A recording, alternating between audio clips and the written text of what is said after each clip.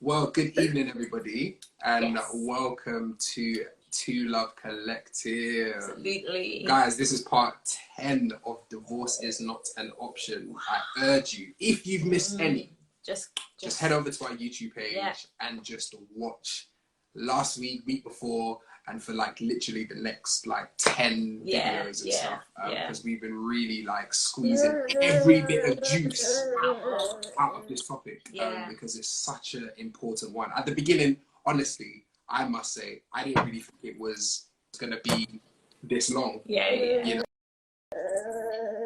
Siobhan was like, "No, there's more we could do, there's more." I'm just like, really? And here we are, part 10. But we have an incredible guest, Monica, who really came on last week. If you guys missed it, please head over to our IGTV or our YouTube channel. And she talked about life after divorce and how she got through the whole kind of episode that is her kind of first marriage. Everything she went through, it was powerful. Really a testament of strength and just perseverance to really get to where she is now. Absolutely. So we are here at part 10, where she's going to talk about dating after divorce. For those of you that don't know us, who are watching us for the first time or watching us on rebroadcast, my name is Ulrich. And I'm Siobhan. And we're about to go into speaking with Monica about dating after divorce. So if you want to do a recap, that is up to you. But you can go straight in, girl. But do you know what? I've got a question. I've got a question for you. Okay. Before you go in, I don't want you to bring us straight up into, right, so this is how I started dating, so on and so on. I need to backtrack a bit. Come on. So, your parents arrived at the scene, your friends, the 5 people that you text when it was at its worst. You text them on that day, and that policeman was from the Holy Ghost. You text them and you started the process of moving on. You came to the realization, no, I'm better than this. I deserve better than this. What was that healing time like? Like, how was that part of the journey? Because I think people kind of see the ready-made, oh my gosh, you're married now, you've got a child, but they don't see the hidden, the under the surface. I think people think it's like a really straightforward journey, like towards progression and healing, but it didn't look like that in any way, shape or form at all. Like, there was a lot of back and forth. So that in terms of the timeline, it wasn't just kind of like a straightforward journey of like discovery and healing, and it didn't work like that. I would say that for about the first 6 months, I was incredibly numb.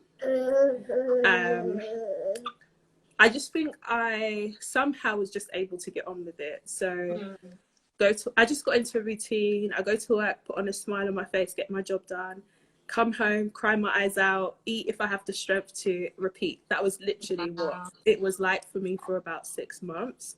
So just like autopilot. Yeah, I think I just had to function. I think one of the first days I went back to work, I completely wasn't myself, and my manager noticed, and she sent me home. She told me to take the day off. I just wasn't, my head wasn't there. I wasn't together. I don't know how she kind of picked it up, whatever. She's like, I don't know what's going on, but just go home, get yourself together and come back tomorrow, basically. So that was the first day. And when that happened, I was like, listen, this is my source of income. This is how I sustain myself.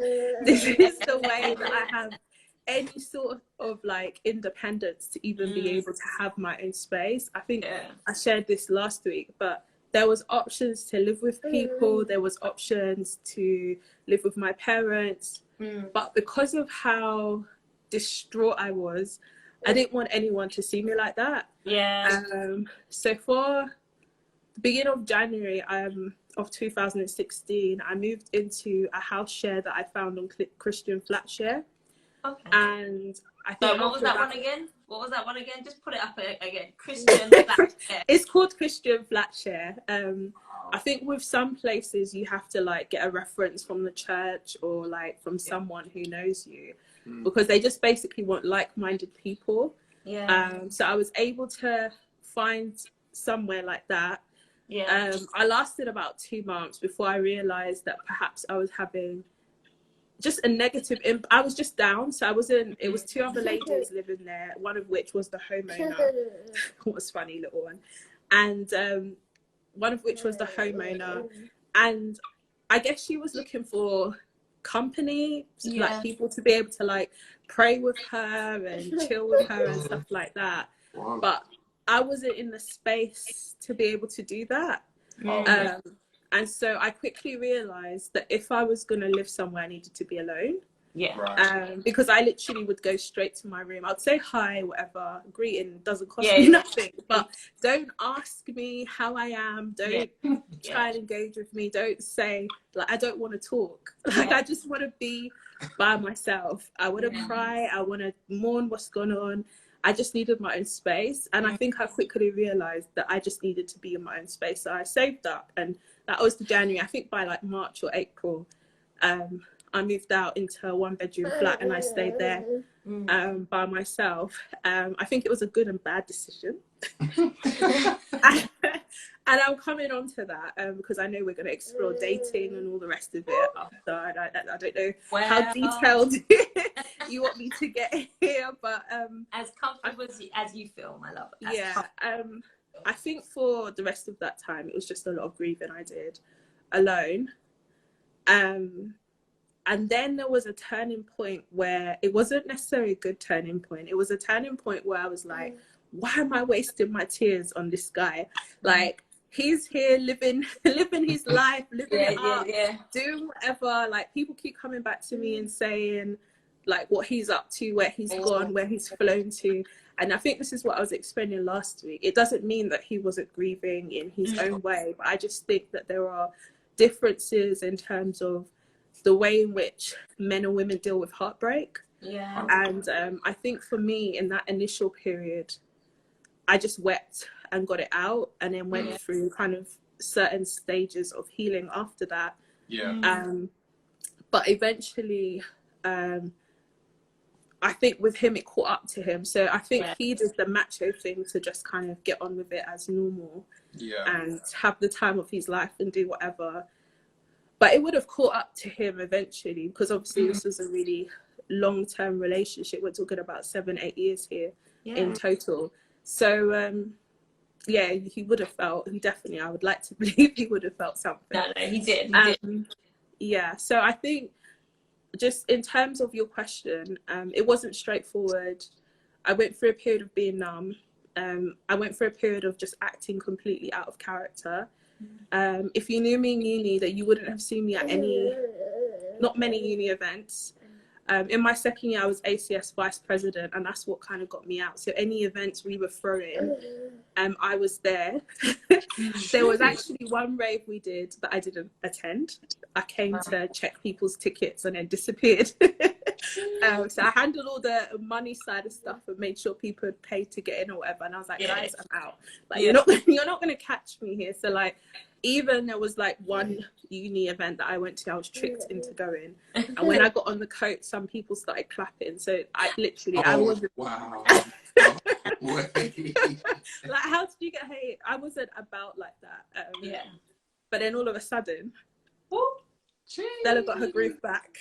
Come on, Stella got the groove back. Come on. In that period of time where I was grieving, and I got into a place where I was like, why should I waste my tears? I was out. I was out. I had a good time. But it was just completely out of character, and I think that's kind of the element that I have regret. And I've shared this before, but I just think that in hardening my heart in that way, where I was like, I'm never going to let anybody get close to me like this again. I'm never going to entertain any sort of guy again. I'm never going to, give my heart to anyone again. I felt like it was something I could do to just scare guys away.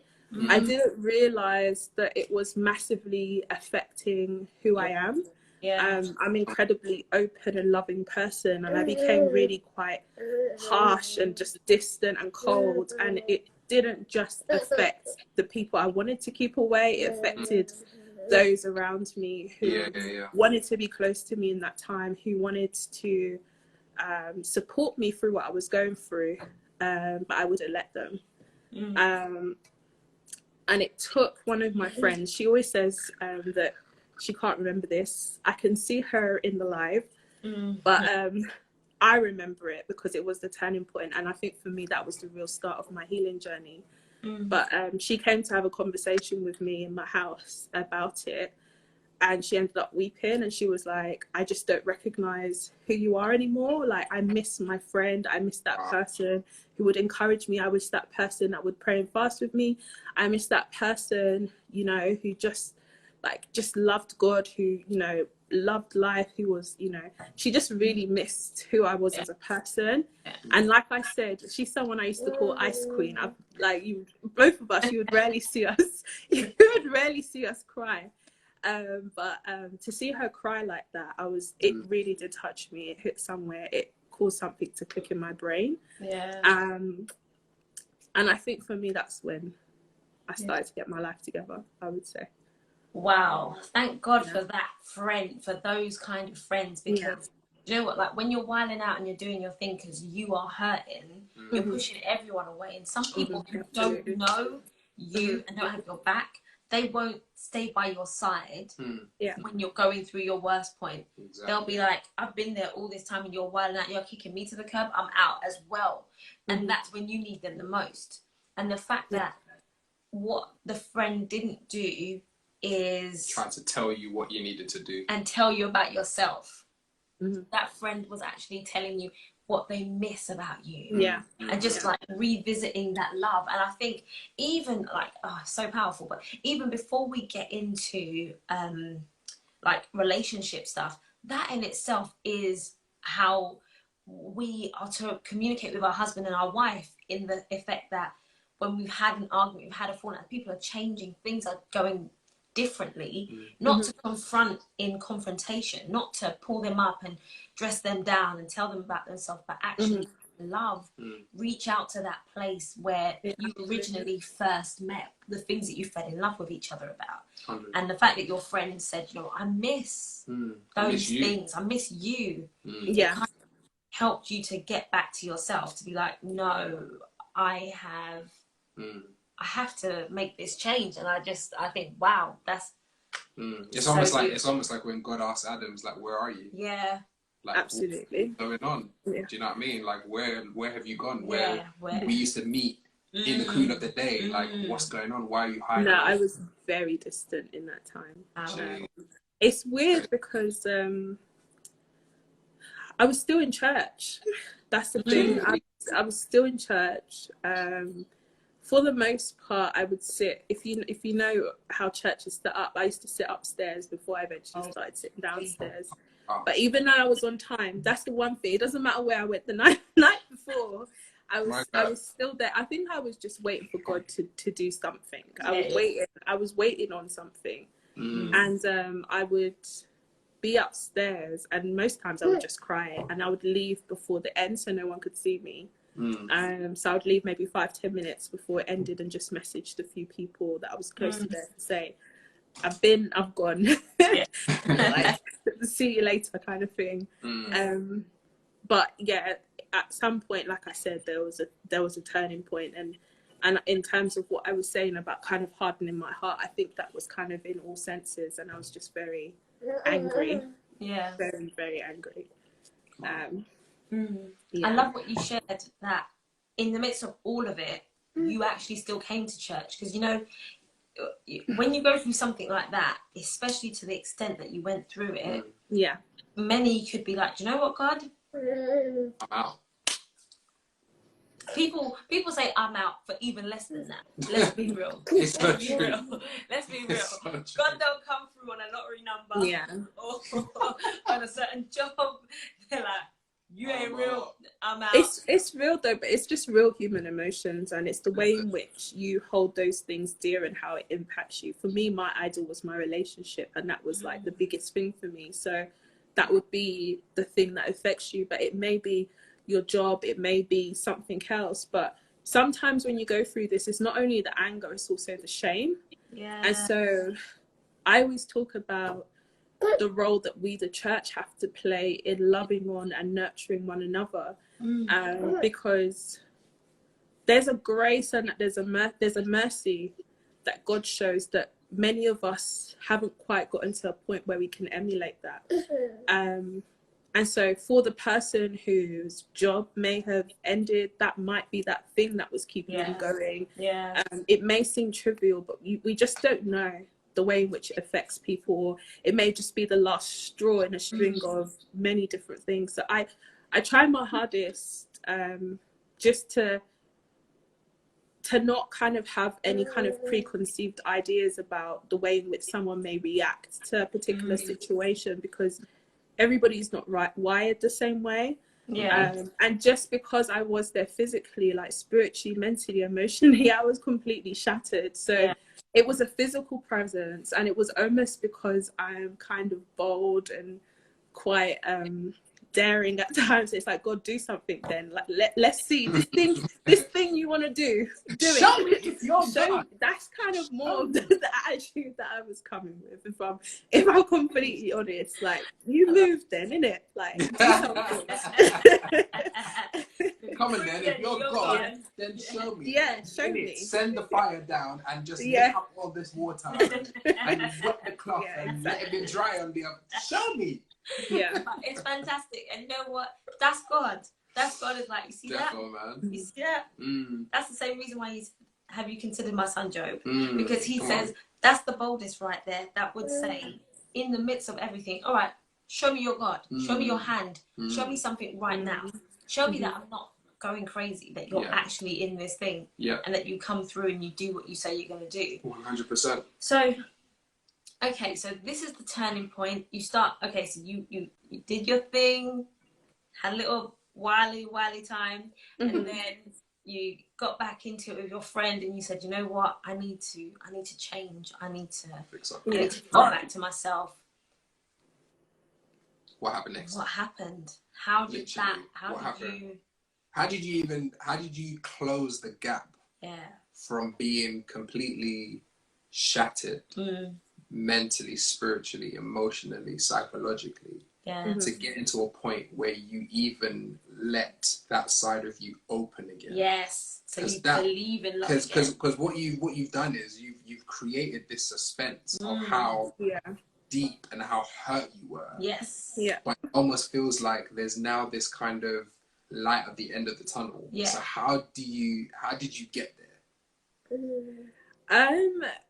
Not without its challenges. And you know, when I say in terms of when I said that I wasn't necessarily, like, I wouldn't open my heart, it didn't mean that I wasn't entertaining I wasn't entertaining company. It was just for the wrong reasons, I would say. And I kind of want to touch on this before I move on. Here we go, because he's a chat box. That's why I've been trying to keep him quiet. It's okay. It's all right. He's a chat box. But part of the reason why I want to touch on this before I kind of move on is because it made things a lot more complicated for me. And I think sometimes we don't realize that when we take things into our own hands, we often make a bigger mess. Yeah. So for me, one of the biggest challenges was being in a situation where I came into this as a virgin. I've only ever been with one guy. I went through all this effort to save myself for one person. All those curfews, those not staying over, that discipline that we had to instill, it is not easy. Especially when you're engaged to somebody and you're about to be married. The fire. The fire. And listen, when the ring goes on the finger, it's like there's a magnetism that's just like, mate. Exactly. So you go through all of this. I remember we were together for 5 years. Yeah. So this is not easy. This is torture I'm talking about. Absolute torture, but we did it. So you mean to tell me I spent my life thinking I would give this to one person and one person only, and now that's done? that all that hard work, all that effort Jeez. is done. And I think that messed me up. And I thought, so what's the point? Like, what is the point now? If I'm like with somebody, like, why should I like wait? Like, what is actually the worth in waiting? And so in that time, even though I had closed my heart, I was entertaining people. For the first 6 months while I was numb, I didn't. And I remember saying last week that the 6 months were significant. The 6 months were significant because I was hoping God would do something in that 6 months that would bring us back together, and then this would all be a dream, like it would be over. Yeah. And when that didn't happen, it hit June of 2016, and I was like, right, anything goes now. Yeah. Anything goes. And I remember around that time hanging out with a few male friends, and with two of them, certain kind of sexual incidents happened. With the second one, I'm smiling because I had a panic attack, basically, so embarrassing, midway through, because I had gotten used to just being with one person. And it's like, in that moment, it hit me that this experience is happening with somebody that isn't my husband. Yeah. And so that just was super, super awkward. Wow. But it's also difficult, and I think the reason why I'm bringing this up is because apart from that, there were guys who approached that were actually serious. Okay. And in the process of this, they kind of got hurt, because as honest as I was about where I was at, they still kind of hoped for something different. Okay. And I guess that's kind of my regret in that period, because I met people who were really decent, but I just wasn't ready. So that's just how that played out. But if we fast forward to after the conversation happened with my friend and I'm still in church, there were a few significant things that happened that massively helped. One of the things that happened is, on this particular occasion, I came early, but not as early as I usually did, to be able to just slide past before the ushers have started to put people in seats. So maybe I came like 5-10 minutes early, and by then the ushers were there. And because I was by myself, for whatever reason, I don't know if there was some sort of special occasion, I can't remember what was happening in church, but they wouldn't let me go upstairs. There was like a seat like close to the front that wasn't inside, and it was on the end. And they just wanted to fill it, and he was very adamant that he was going to fill that seat. And the significance of this is that what ended up happening is that as Pastor Femi, if I can say her name, was walking past, can you guys hear me still? Yeah, okay. As Pastor Femi was walking past, she noticed me, and even though I'd been in church for well over a year, she had never seen me before, because I had been upstairs. And I slip out before the end. So she stopped. And if you know Pastor Femi, you know that she's someone who remembers absolutely every face, every name, every birthday, every detail, everything. And she's never seen me. She's like, okay, I don't know who you are, kind of thing. So she introduced herself. Wow. And she's like, I've never met you before. I'm Pastor Femi. What's your name? And she was like, it would be good for us to talk. I'm going to give you my number, and then can you give me your number? I'm going to find some time. What's your schedule like this week? Wow. And that week, she basically arranged for us to have a meeting. Jeez. And I think that was a very impactful. Wow. Yeah, very, very impactful. That was it. That was a very impactful encounter, because I don't know what made me oblige. I don't know what made me turn up. I don't know what happened. But by that Wednesday afternoon, we met. Yeah. And we met alone. And she's like, so right, tell me about you. And as part of that conversation, I was able to open up about what I was currently going through. And for me, that changed my life, because she was able to, and I wasn't aware of this when she did this at the time, but she was able to introduce me to certain aunties in the church, older women, who just love on me. Yeah. She got me involved with events, and through that I met other people. And so even if I didn't want to be in church, I now had a reason to be, because I had obligations and responsibilities. And then from there were certain conversations and things, and then just regular meeting, and then I was introduced to Pastor Ty, and then just regular counselling. So for me, that was one of the most significant things that happened. Outside of that, I eventually got to a point where I started going to counselling. And I did that for 8 months.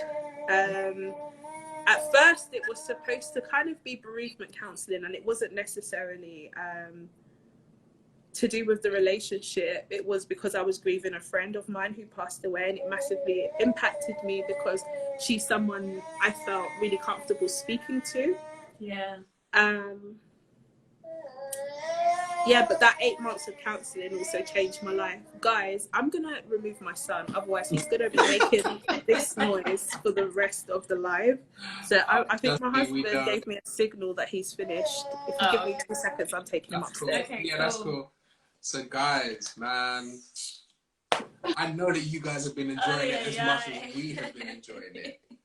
But I think what's so powerful about what Monica is saying, and I'm so glad, and I didn't get to say it before because she was talking, I didn't want to interrupt her, it's just the power of being able to share what you've gone through.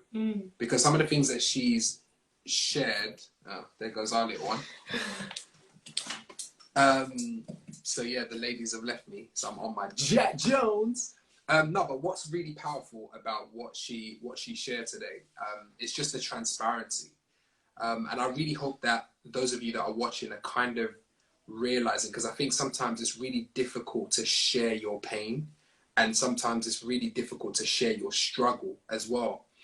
And I think her being able to obviously be on the other side and being able to share some of the things that she went through, I hope some of you are kind of encouraged by it, because sometimes it's really difficult to function, especially when you've gone through something as painful as a divorce. Because like we've been saying over the past 9 weeks of doing this segment, you know, divorce is the death of a relationship, but the difference is that the people are not dead, they're alive. And so you keep almost reliving that pain and that hurt over and over again. And it reminds me of, you know, the scripture in the Bible where the disciples asked Jesus, you know, how many times, you know, are we supposed to forgive someone? Is it, you know, 7 times, you know, is it 7 times? And Jesus answers back and he says, no, 70 times 7.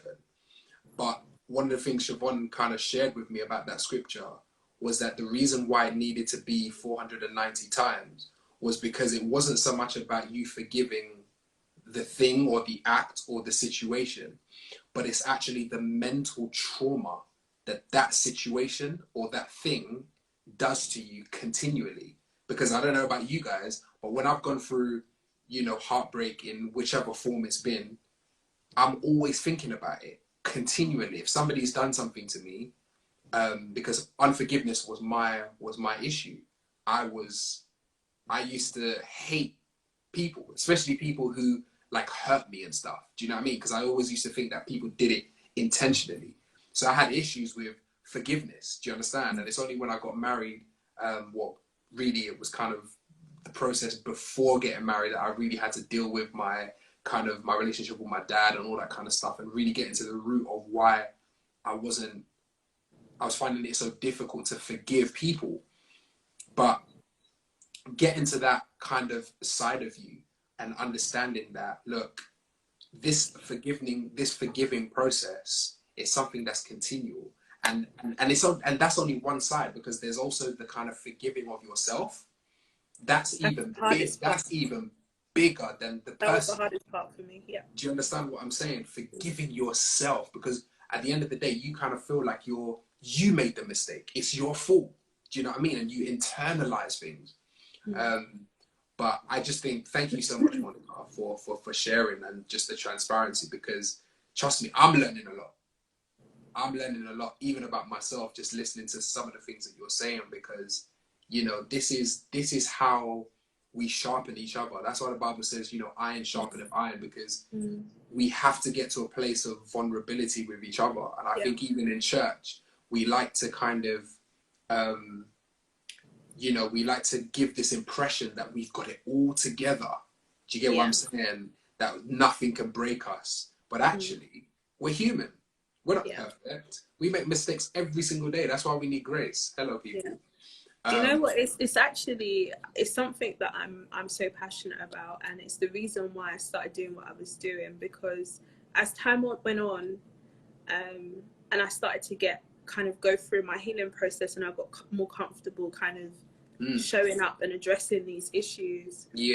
I started to realize just how many people had gone through this and were still carrying shame, let alone the people who had contacted me since then. So I remember being at conferences and church conferences and women conferences, and I would, you know, maybe ask a question based on my situation. And then afterwards, people from the church would come up to me and be like, oh, you're so strong for being able to share that. You're so brave for being able to share that. Actually, well, I was married to such and such. I went through this. And I felt quite disheartened, to be honest. I appreciated their honesty, but for me, one of the hardest things was the shame attached to it. The way in which, as you were saying, I internalized feelings of inadequacy, or thinking that there was something deficient in me, that something like this happened to me, whereas it didn't happen to others.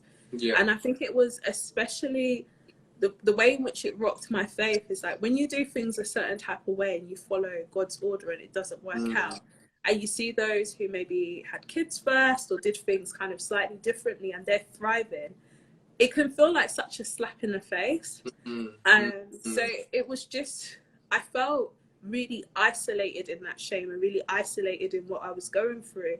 And it's not until time went on and my testimony was shared and more people came forward and stuff like that, that I started to realize just how common this issue is. It doesn't make it okay. It's something that still saddens me so much. The fact that this is happening and it's so rife. I wish people didn't have to go through this. It's not something I would wish on anyone.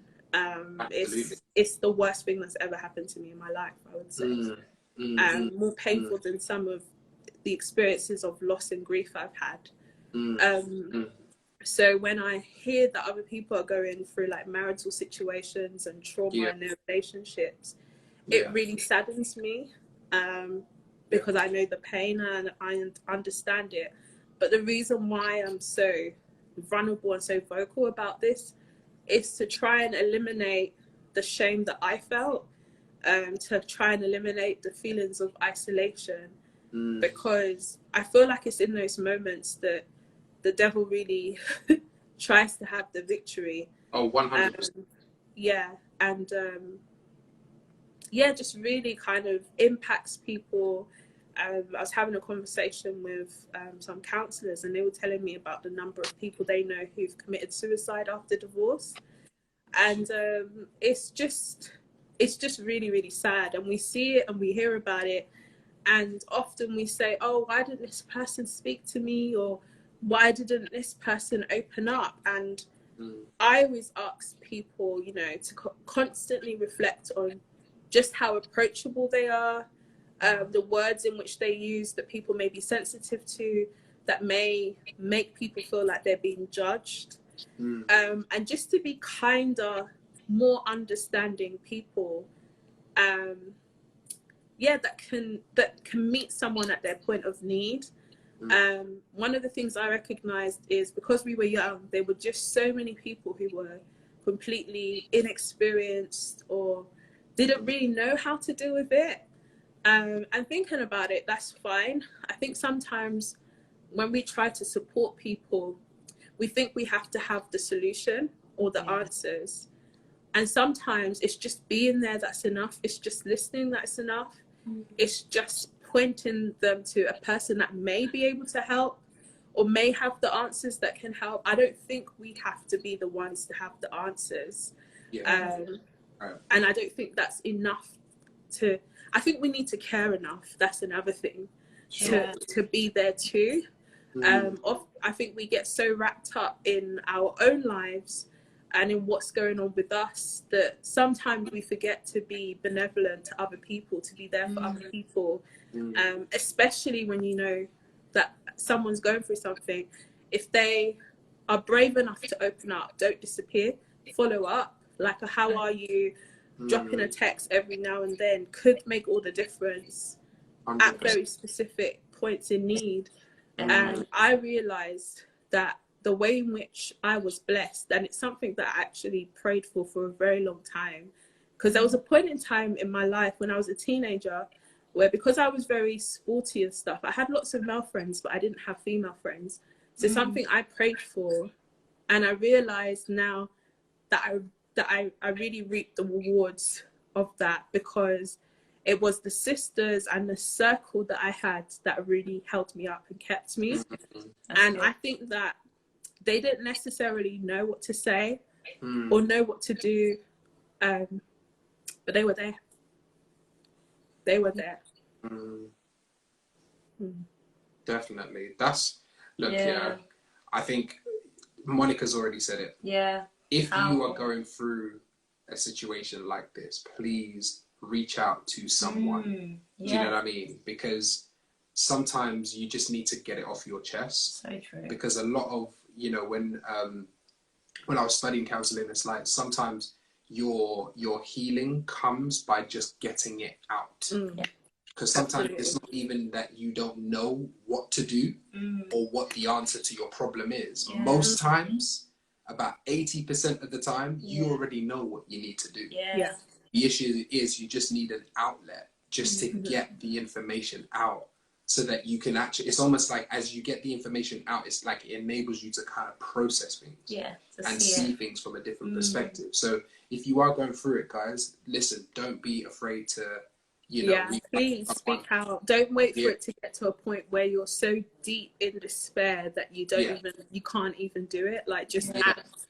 As soon as you recognize there's an issue, or you're struggling, or you're suffering. And I always get emotional when I talk about this, because I know so many people that don't have that. They don't have parents or family members or friends or a church family. Sometimes I don't think we realize just how privileged we are with what we have. What we have available to us. And honestly, it was their love, and I believe so much that love is a choice. And I believe that every day they committed to loving me in that time, even when I was at my most unlovable. They were consistent. Very, very consistent. And it gets me very emotional, because it's a reflection of Christ. I think it's something a lot of people profess but don't practice. But in those moments, they really lowered themselves to where I was. They didn't recognize their friend. They didn't necessarily want to be in some of the places that I was at. They didn't necessarily want to talk about some of the things that I wanted to talk about. Obviously, they would have had their own situations and their own things going on, but they would put my needs first in that moment. And I just think that we need so much more of that, especially now with everything that's taking place in the world. It's something I'm so passionate about, and I always pray to God that as long as I have breath, I will continue to be vocal about it. I don't see vulnerability as a weakness at all. I think it takes so much strength. I believe transparency takes strength. And I just believe that the more we have conversations like this, and the more we do things like this, it will continue to encourage those who are struggling and feel like they're voiceless and don't feel empowered to speak. The more this happens, the better things will get.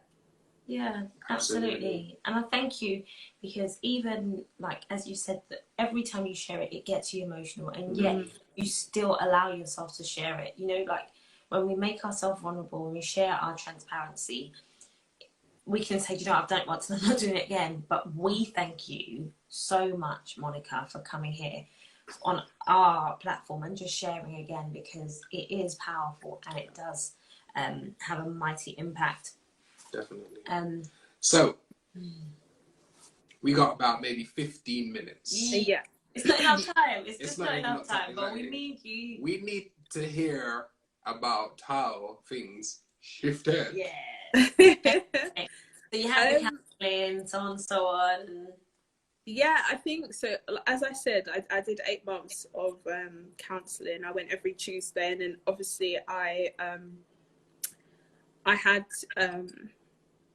counselling with the pastors as well. Yeah. And I think I touched on this last time, because what I told you guys is that a lot of people didn't know that in like about the November of 2016 we reconnected for about 4 or 5 months. And I shared just how much of a shift I noticed in terms of, you know, my thinking and how I was and what was going on with me. And I was able to really find my voice and be and advocate for what I wanted, and just set new standards and just set a new tone for the relationship. So things that I didn't accept before, obviously for pastors, they were very big on redemption and God being able to, you know, patch things together. So they always maintained that until it was overdone, that I kept the door ajar, and that because there had been a lack of accountability on his part, that if they had just an opportunity to be able to talk to him and stuff like that, they would really welcome it. So when we first reconnected, one of my conditions, even though love is supposed to be unconditional, was that we had some sort of counselling with the pastors. And as I said, that only lasted 2 sessions, and I shared last week what happened. There was a situation, and for me that showed me that I wasn't safe in that relationship. And I felt like it took me back a couple of steps, because again I had to go through the process and just reconcile myself with the fact that it was really over. I did a lot of traveling around that time, which helped. Solo traveling, I advise everybody who has the opportunity to do it. The absolute best thing in the world. But I just didn't think I didn't feel like I could really get the headspace to heal in the way that I needed to. In London is incredibly small. Everybody knows everybody, and it was just a reoccurring thing of every new place I go to, every new space I'm in, someone knows him, someone brings it up. I'm just tired, like let me just do my thing. So every time I had the opportunity, I traveled, and I did a lot of writing in that time, and journaling, and that was really helpful too. And I think, you know, we've touched on this, but I think the hardest part or the hardest stage was forgiving myself for the decisions I made. I got to a point where I was no longer angry at God, but very angry at myself for making the decisions I did, for being so hard-headed, for seeing the signs and ignoring it, all of the above. Yeah, so I kind of, you know, I went through, I think with time, I started to see that if I stayed, perhaps I wouldn't be alive to tell the story. And the more I started to see and be equipped with the tools and the language to be able to describe the fact that it was a toxic and abusive relationship, which is not something I was able to do previously, the more empowered I started to feel about leaving, because I know it takes a lot of courage. And I started to think about the many people you hear about all over the world that don't live to tell the tale, and the many laws that are now in place because of domestic violence and stalking and that type of behavior when you end a relationship. So I just had to really thank God for the fact that I was out and I was healthy, and I think my mindset started to change over time. I think some of the tools I was equipped with from counselling around kind of self-limiting beliefs and stuff like that, there was like a series of questions that I had which I could, every time a thought would come up, I could ask myself those questions. Yeah, that's and good. go through it and quickly realize that it was a self-limiting belief. It's not actually something. And it, as you kind of systematically work through it, you kind of come to certain conclusions, and you can do what you need to displace that. So that helped massively. And then just to get, I guess, to get to like the juicy parts. As I said, I did date some people. I think some people I dated prematurely, in like 2017 and 2018. So the divorce process happened, kind of thing. So that's another thing I would say. I think when that was also final, that took a massive burden off me as well, because that was like, it was something weighing over my head. Like, how do you, I remember saying to my mom, how do you go on a date and explain that you're still legally married? I'll just leave that there. Like, how do you, at what point do you bring that up in conversation? Like, first date, second, third, like, you know. I'm laughing. It's not funny. It's awkward. Yeah. But I have to say that it's something that owning that part of my story helped me a lot. Fortunately, I didn't meet any wolves that were trying to prey on someone vulnerable or anything, because you do hear about stuff like that. But I think that because the guys I met were in a stage in their life where they're looking to settle down and had met other women who perhaps, maybe because they had money or they had something, weren't with them for genuine reasons, when I did bring it up, they were really, really, really, really happy and appreciative to have somebody who was just honest. I think because of the shame that sometimes is attached with divorce, there are people that keep this type of information to the last minute. I've also known people to keep things like having children to the last minute. And I think sometimes it's just, I understand why people keep certain information away, because you want to be able to trust the person that you're telling.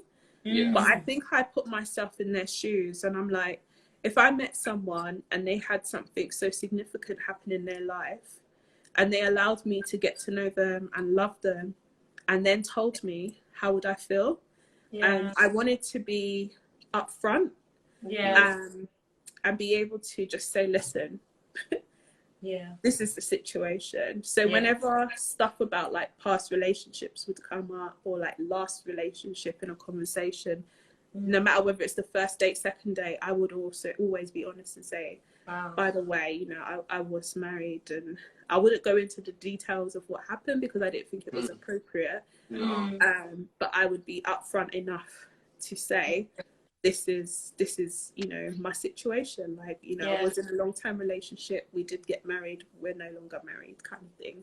It would be like that. And there was always maybe a curiosity to know more, but definitely an appreciation for the fact that they met someone who was willing to just be honest.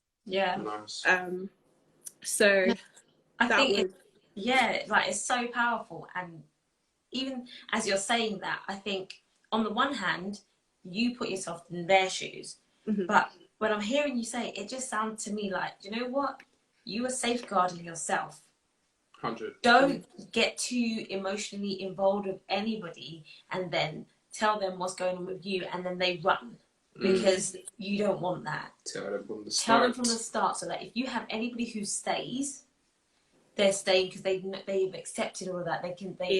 They are willing to overcome even that is there. And I think I was fortunate. I always say this, I met some really great guys, I have to say. I was really fortunate, but I think by then I was able to, one, be mature enough to know if I have what it takes to commit, and two, I just got to a point where I was able to advocate for what I just knew. I was certain I'm not going back to that. So I was absolutely certain I'm not doing this again. I'm not going to be that girl again. I'm just not. I just have to be able to really no matter how I feel, how amazing they seem, or how much, you know, they've got going on for themselves. Because I did meet a couple of guys with some change in their pocket. And despite all of that, I had to be like, listen, this is not going to be an excuse for XYZ behavior. I'm not, this is my bottom line. I was able to determine very quickly what my bottom line was, what my non-negotiables were, what I wasn't willing to accept or take. That was the easier part to figure out. I think what was more difficult for me going forward was figuring out what I did want. And I think that I was having a conversation with someone who I know that I'm supporting, who's going for a divorce. And she's kind of getting to this kind of guy showing interest, kind of dating a stage. And I was saying to her, I think the difficult part is trusting yourself again in your decisions. And once you've opened up, and obviously family are involved, friends are involved, there's a lot more scrutiny now. Because it's like, we're not leaving you to your own devices. Like last time you picked, and look at what happened. And that was kind of, my dad is very direct and abrupt. He doesn't really know how to deliver things in a way that's kind of gentle. He's like, look what happened. Look what happened when we let you bring someone the last time. Now this time, I'm gonna ask this. I need to see this. I need to he was very adamant that he was going to be completely involved from start. He would always ask me, so, you know, how's it going? Like, you know, so he just wanted, and to be honest, I had to respect that. And I appreciated it because it was a much more different experience. And I valued their opinions, their involvement, their support. I saw it as support. I didn't take offense to it. But it was hard because it was hard to trust myself, even though I did recognize the signs previously and I was confident, okay, you saw this, but what was it about you that made you still go for this? And I had to address that. And it was a massive kind of self-esteem issue.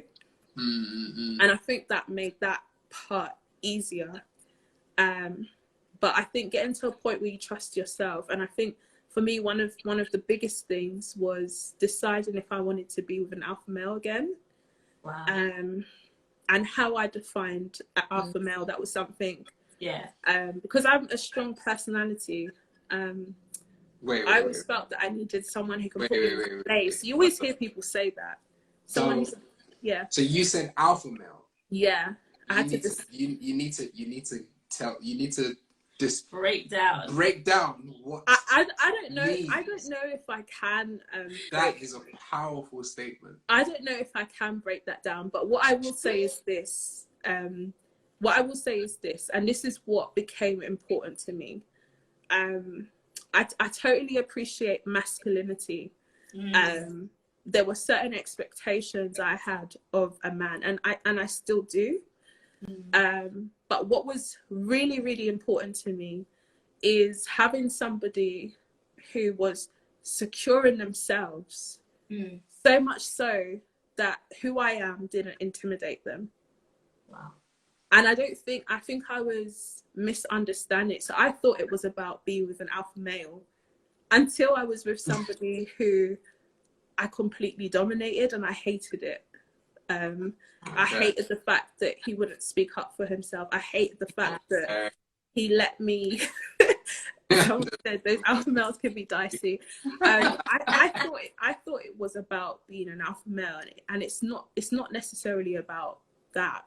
I think one of the things I really appreciate about my husband is the fact that he's so secure in himself, that he doesn't project, and I dealt with this for so long. He doesn't project any insecurities on me. He doesn't make me feel inferior. He's all right with me leading at the bits. It's a partnership. He's all right with me leading in the areas that I'm stronger in. He recognizes my strengths. He sees where it complements him because he's not so strong in those areas, and that doesn't upset him, that doesn't intimidate him.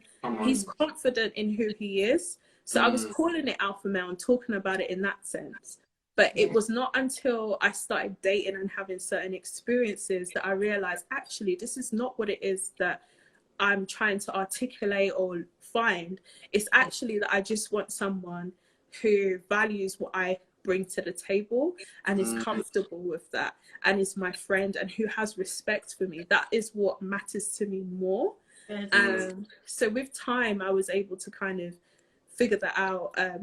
He's not intimidating. He doesn't use his masculinity to, or his strength to intimidate me or scare me or be aggressive or possessive or any of those toxic masculine kind of traits.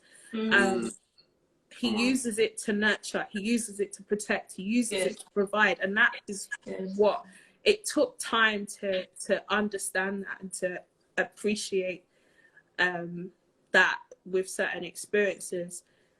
But to get to how I met my husband, it's very interesting because he always teases about this and he will take a dig about this every single time. We actually met in the summer of 2017. My God. We didn't become official until the end of 2018, beginning of 2019. Now, at the time he met me, we met in Los Angeles. It's really interesting. We met in Los Angeles because I attended a conference and I was asked to be on the relationship panel. And I didn't necessarily have to share that I'd been divorced, but it was a conversation I had with one of, it's a really chance conversation I had with one of the organizers, very random. Basically, because it's an American conference, they didn't have a way you could put in a postcode. They only had where you could put in a zip code when you're paying. So it wouldn't take my payment for my conference ticket. So I had to contact the organizer. The organizer then called me to take payment a different way. And as part of that conversation, somehow we started talking about love languages. Don't ask me how. And there was something I said, and she was like, wait, I need to organize a 3-way conference with you and somebody else. And I had no clue what it was for. And then she added someone to the call. We got talking. What? And she's like, just continue like what you were saying. And like, 'cause it was just about what I was reading in that time, what I'd been learning about myself, about life, about love, everything. And they were like, oh my God, do you know that our relationship panel is on love languages in the context of African culture? And everything you said, like, we just need you to talk about this more. There's going to be a relationship. And that's literally how I ended up in LA like that. Wow. And this conference, obviously my husband's an American citizen. He's Nigerian. He's been in the States for about 15 years. Wow. So he happened to be in attendance at this particular conference. Oh my God. And right before, it's just really awkward. Right before I was due to, because I didn't know what I had signed up for, okay? I did not know. I had never been, it's just a chance thing that happened. I was going with my cousin. It's just really random. But when I got there, there was 500 plus people at this conference. And I said, you're lying. I said, you're lying. You are lying. Because I hadn't started speaking on these type of things before. I wasn't sure whether I was strong enough yet to speak about it. It's only been about a year plus, about a year and a half. I'd never, and I was like, what if I go up there, they ask me something and I start crying? Like, what happened? And you know, it's funny because one of the other girls they asked to do it ended up happening to her. She broke down and she was talking about her situation. And I was like, this is exactly what I don't want to do. This is exactly what I'm not here. I'm here to see the Hollywood stars. I'm here to have a good time. But I'm not here to be crying on stage in front of 500 people. And fortunately, it went down really well. But actually, what happened is, because I realized just how many people there were and that this is one of their most well-attended events at their conference, I saw them putting out the chairs because I happened to attend the session that happened before. they opened out the other side of so it was held in Sheraton Hotel. They opened up the other side of the conference hall and started spreading out more chairs. So I was like, huh? I went back to the front, and I was in the middle of talking to myself as to what I'm going to say to the organizer about me not participating. So I was kind of like rehearsing how I'm going to exit stage left. I need to be And as I was talking to myself, he thought I was distressed. So he cites me. he cites me talking to myself in the reception, like practicing what I'm going to say. And he comes up to me and he's like, are you all right? He's curious like that. He says, are you sure you're okay? And that's literally how we started talking. Yeah, so we exchanged numbers. He did invite me out to eat, but I said no, I was busy. I was busy.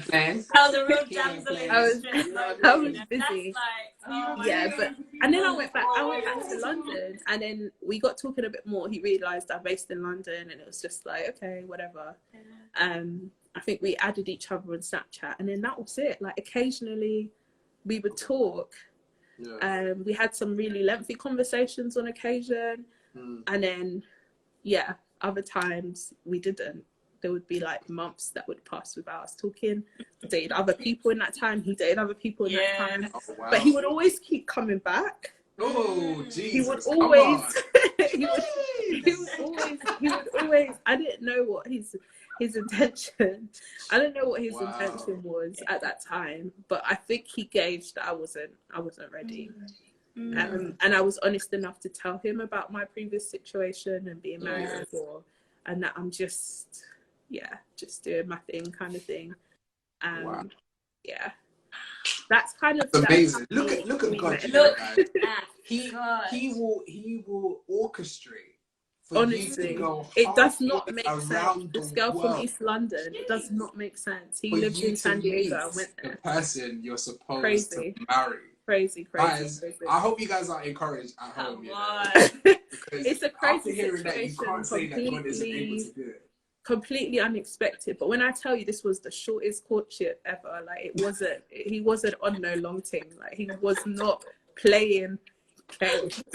He was like, you you better get healed and get ready. He's like, okay, I booked my flight. I'm gonna be there such and such day. Go to see your dad. Go to see your people. It was literally like that. Like became official end of 2018, beginning of 2019. And then it was just intense. And by May we were married. June I was pregnant. The rest is there. Whoa. Sorry.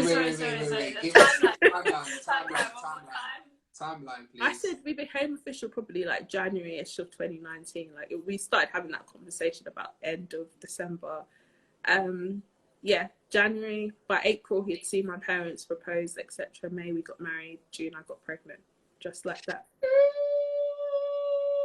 See, that's alpha male though.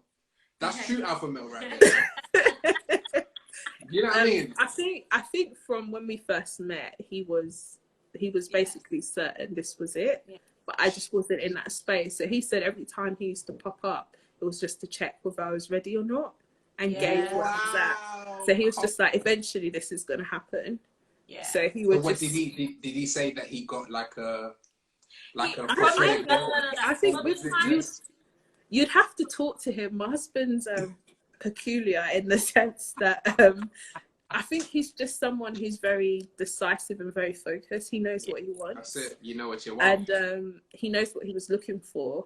Nice. And he's like that. When he puts his mind to something, it's happening. That's just it. It doesn't matter how long he has to wait to get there. Yeah. It's just gonna happen. Can you imagine? Someone said, the man was just, he's not coming. He'll put his head in like this and just be like, "Hi guys," and he's gone. Like he's not gonna come in like that. But I think for him, he was just really very, very intentional. But yeah, I feel a part 3 though. You guys need to come on the thing. You need to come and he's very how do you find the difference now because you've married? Oh my gosh, there's so it's actually crazy. It's actually crazy. Wow. But you know what I love as well? He had already seen you speak, so already whatever he was feeling when he was watching you speak, back at the event, it was just like... He didn't stay for the whole thing, you know. No. He didn't. He said he wasn't about to start. He said he wasn't about to start competing because he said he could just see the man them like lining themselves up. He said he wasn't about to start competing. He had already talked to me previously and had my number, so he just went off. He went off and went to eat. He didn't even stay for the football. My thing is, what was powerful about what you said is his checking in was just to see if you were ready. Yes. Yeah. So that means he already knew from when he came up to you. I don't know what made thinking, him know. thinking that you were in distress, thinking that you were probably a bit crazy talking to yourself in the foyer, and asking you, "Are you okay?" Like, proper trying to be all trying to kind of have your number at the same time, like. Yeah, he was. I don't know what was. He was there with Claire. I don't know. Anyway, I don't know. So hold on, you guys, you maintained an international relationship from around about the December to the January. Then you said, right, yeah, we're official, we're doing this. By the April, you guys had decided, right, he's coming over here. He had booked his ticket and everything. He met your family. He did all the traditional stuff that you need to do, asking for hand and all that and stuff. Then he bounced. And he was like, when are you coming? Bounce back and come back to do, or did you go there to do the No, wedding? I went. He's like, when are you coming and when you moving here? That was it. He didn't want there to be like a long distance relationship situation. It's like, okay, let's start shipping your stuff. Let's start wrapping up. Hey, like that means he was ready. Very ready. He was very prepared. That's why it was quick. That was why it was quick. It was very quick. When I told my friends, they thought I was mad. Wow. Yeah. Until they saw everything happening. Like, he was not playing at all. Manda Bahush. Yeah, but as I said, he was someone who was in my life after that point, from about 2017. And even though the contact wasn't it got regular, I would say, towards the middle of 2018. But for those times where there were gaps when we did talk, it was actually profound. Sorry. Jason's so silly. Yeah, he was very, very, very, very, very intentional. Amazing. And obviously by then I had very different opinions on how these things work. Yeah. And all the rest. Obviously I did the whole 5-year thing. I think most times you will see someone's character like very, very early on if you spend enough time listening to what they're saying and just observing different scenarios and situations. But don't get it twisted. My dad did his background check. Come on.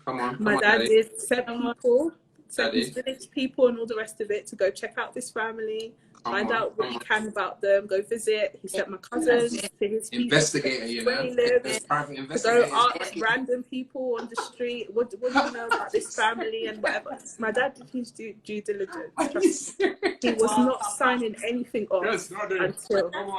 Come on now. He's beautiful little girl. My dad checked and checked again. Come on. Come on. He was not, and he did eye him up and everything when he came, but I think he really respected his approach and his boldness and his tenacity. But I think what's amazing about what happened is I almost feel in a sense that is exactly what you needed. Because I think what we fail to realize sometimes is that when we've gone through situations like what you've gone through, whether it's a breakup and all that stuff, it actually equips you. Yeah. If you have the correct perspective and you allow maturity to kind of rise up in you, your failures become your experience for the next level. Yeah, absolutely. Do you understand what I'm saying? Yes, and I think if we would get to a place where we would forgive quickly, do you know what I mean? 100%. And almost get to a point where we begin to trust and believe in love again. Do you understand? It attracts God, and it allows him to do. Like, I just think that is crazy, because I think for me, the time frame. Go for it. No. I would say I couldn't agree with you. I couldn't agree with you more. And it just took a bit of time for me to like know and understand what it is that I wanted and needed. I think I was really, really clear, as I said, on what I was not going to tolerate, but I think it took a bit more time figuring out what it was that I did need in my life. And then I think for me, what was key where he was concerned is there was this conversation we had, and this was towards the end of 2018, and he sent me this long voice note in which he basically saw me, the bits of me that I wasn't willing to like share or be open about and stuff like that. It was something he picked up, and he realized, and he just spoke to me as a friend. It wasn't as him being like, I need you to be with me, or I need you to pick me. But it was more that if you continue to withhold this aspect of yourself, you're never going to get to a point where you move on and find the happiness that you can have in your life. I know that this has happened to you, but it doesn't have to be the end of your story. It doesn't have to end there. And that was essentially what and it brought me to tears, because I was like, I thought I was doing a good job of like keeping it together, basically. No.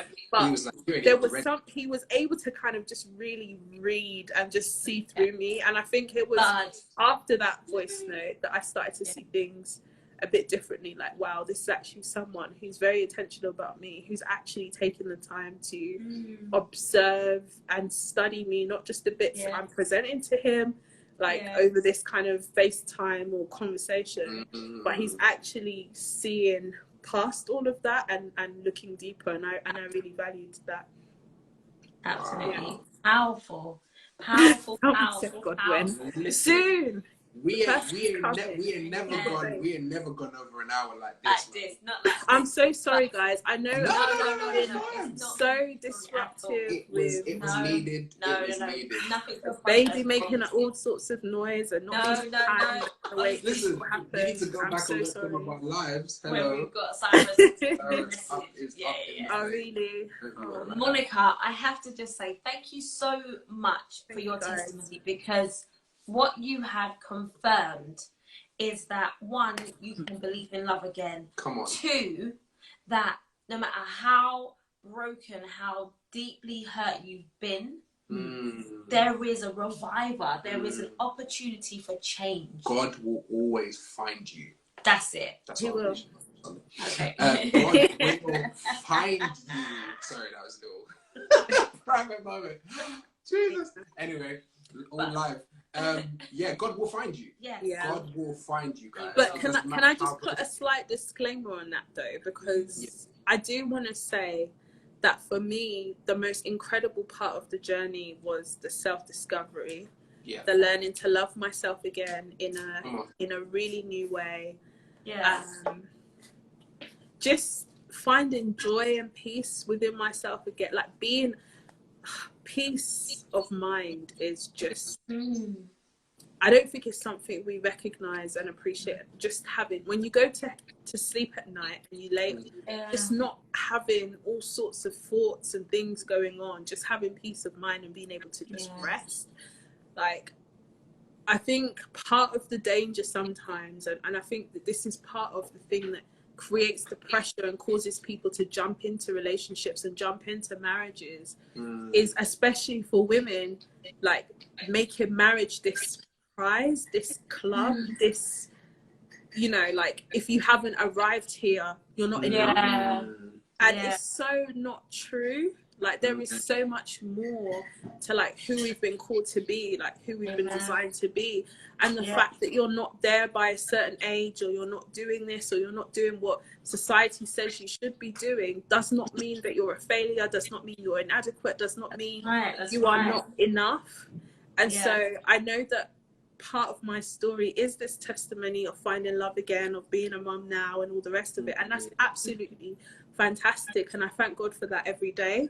But before that, it's just recognizing who I am, who I've been created to be able to like sit here in my, what I now see as part of my calling, and to be able to share my testimony in this way, to look at myself in a mirror and be comfortable, to like what I see, to like who I am as a person, to understand who I am as a person, to you know, understand my core values, to recognize the parts of me that are great, but also the parts of me that need work, like sitting in that truth, understanding it. And even though I recognize that, you know, I'm still work in progress, there's still challenges, there's still things that happen, like I don't feel inadequate anymore. I don't feel ugly, I don't feel despicable, I don't feel damaged.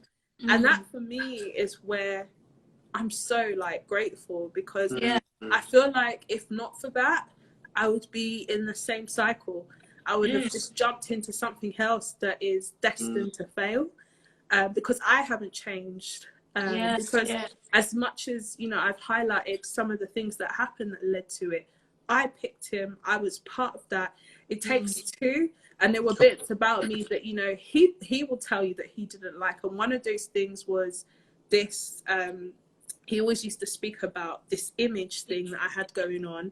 And I think it was because of the low self-esteem, but the person I would present to the world wasn't necessarily who I was, but that was just because I wasn't comfortable in who I was. So I would put myself together and package myself in a particular way.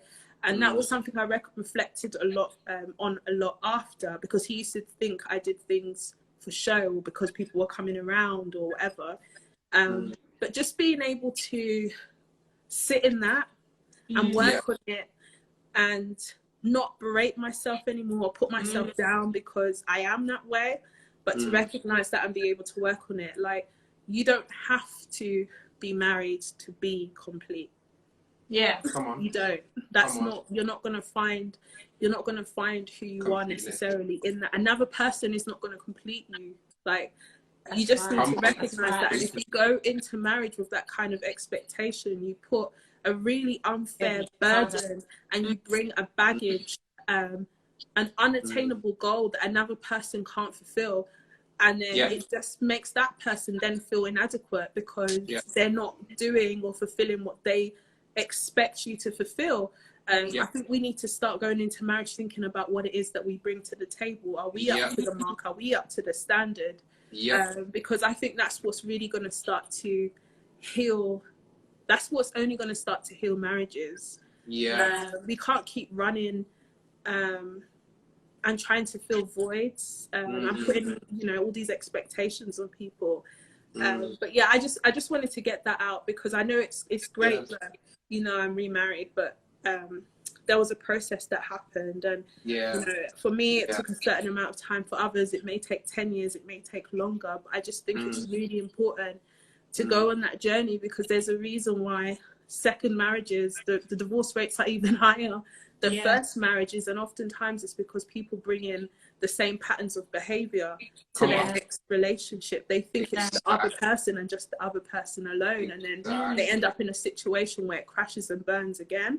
So it's just so important that we all do our work, that we all support each other as we continue to do our work, that we're kinder to one another, that we're less judgmental, that we recognize that people are going through silent battles, that we recognize that there's a lot of things that are happening that are so far from God's order and God's intention in terms of just the family unit, and the way in which that's kind of creating problems. I wish we had more examples, more people speaking in this way, because not everyone has had that example in that home. Not everybody is being taught how to communicate effectively, how to communicate in a toxic way. So much of what we start to model is what we've seen in our home. So yeah, I've spoken a lot. I just wanted to get that out before we ended. I'm so sorry, guys. I could go on.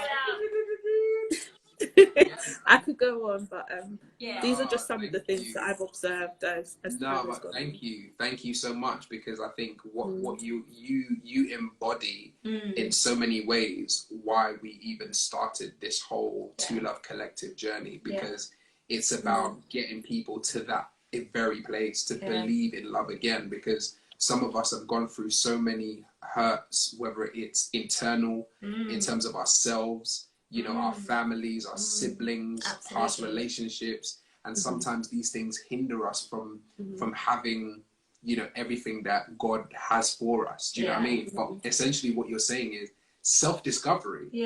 Self-discovery. Do you get what I'm saying?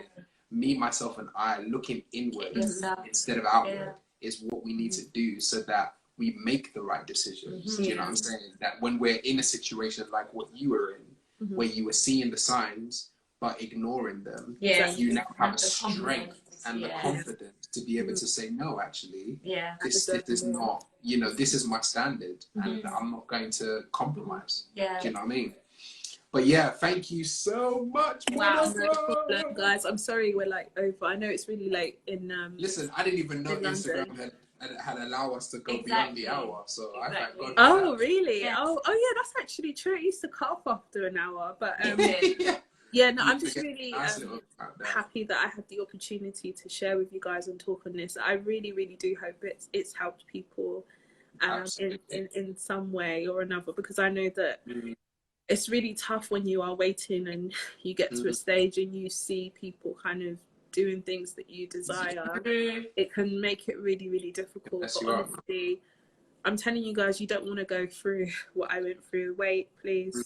I beg you. Like, don't just jump into something, because it's not as easy to even come out. So yeah, just continue to wait, and then do the work that you need to as you go on. One of the things that I'm going to be speaking about soon is just our men. I know men get a bad rap, and I think, as I said, I was really fortunate to meet the good ones.